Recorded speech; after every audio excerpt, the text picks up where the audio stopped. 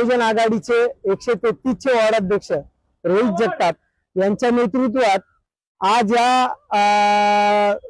4 सोसायट्यांच्या ज्या समोर या बिल्डिंगी दिसतात या 20-25 वर्षापासूनच्या बिल्डिंगी आहेत आणि या ठिकाणची अत्यंत दयनीय अवस्था पाहून वंचित बहुजन आघाडीच्या वतीने रोहित जगतापच्या नेतृत्वात आज या ठिकाणी मोर्चाचं आयोजन करण्यात आलेलं।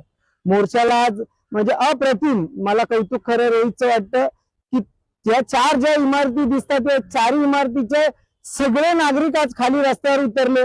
खऱ्या अर्थाने ही त्यांची तळमळ आणि तडफड होती आणि हीच बाब मोर्चाचं ऐकल्यानंतर पोलीस स्टेशनने यांना बोलून घेतलं आणि सांगितलं तुम्ही मोर्चा नेण्यापेक्षा संबंधित अधिकारी सगळे इथे आणतो, सगळ्या अधिकाऱ्यांना प्रत्यक्षात पाहणी करूया आणि त्यानंतर आपण पुढचा निर्णय घ्या। सुतार मॅडमनी, वरिष्ठ पोलीस निरीक्षक मॅडमनी अत्यंत चांगलं काम केलं आजच्या दिवशी असं मला वाटतं आणि त्या अनुषंगाने झालेला आजचा जो मोर्चा म्हणताना जे म्हणजे प्रत्यक्षात पाहणी केल्यानंतर इथं आलेला विकासक आणि SRA चे अधिकारी यांच्या तोंडचं पाणी सुकलेलं की जणू काही या ठिकाणी संडासचे पाईप तुटलेले, संडासचं पाणी पिण्याच्या पाण्यात वाहतानाचे इथं चित्र आहे।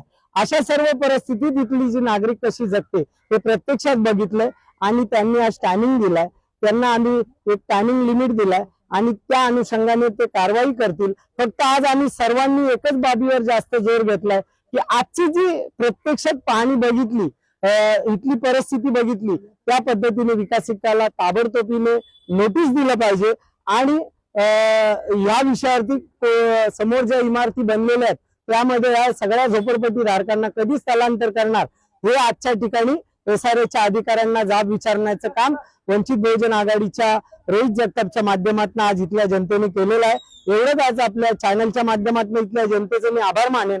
आज या ठिकाणी आम्ही रोहितच्या मागे उभं राहण्यासाठी आलो असता आम्हाला आनंद वाटला की या परिसरातले प्रचंड लोक या ठिकाणी होते, याचं कौतुक आणि अभिनंदन करावं असं वाटतं। असा जर एकजूट दाखवली तर हा लढा आपणच जिंकणार आणि लवकर SRA ची घरं आपल्या ताब्यात मिळणार। एवढंच बोलतो मी थांबतो। आम्ही सर्व पत्रव्यवहार केल्याच्या नंतर स्थानिक पंतनगर पोलीस स्टेशन मधून आम्हाला बोलून आलं आणि आम्हाला असं सांगण्यात आलं की SRA चे अधिकारी आम्ही तिथे बोलून आणतो, विकासकाला घेऊन येतो आणि सर्व टीम आज या कॅम्पमध्ये असेल, कॅम्प 3 ते 9 या कॅम्पमध्ये आज जे लोक आहेत या सर्व लोक खाली येऊन त्यांच्या समस्या जाणल्या। अक्षरशः सांगताना लाज वाटतं की लेडीज बाथरूमला दरवाजे सुद्धा नाहीयेत आणि ही आज इतक्या वर्षाचा तब्बल 20 वर्ष झाली या प्रोजेक्टला, पण 20 वर्षाच्या नंतर आज SRA ला जाग आली की खरंच इथे अन्याय होतोय। आज ते जनतेसमोर बोलून गेले की हा खरंच तुमच्यावर अन्याय होतोय। ह्या माध्यमातून आज वंचित बहुजन आघाडीने जेव्हा आवाज उचलला, रोहित जगतापने आवाज उचलला, त्यावेळेस SRA चे अधिकारी आता तयार झालेत की हा संपूर्ण प्रोजेक्ट हा कधी, कोणत्या तारखेला, कोणत्या महिन्यात, कोणत्या वर्षात पूर्ण होईल, येणाऱ्या सप्टेंबर महिन्याच्या आत, अॅन्युअल जनरल मीटिंगच्या आत ही तुम्हाला आम्ही देऊ।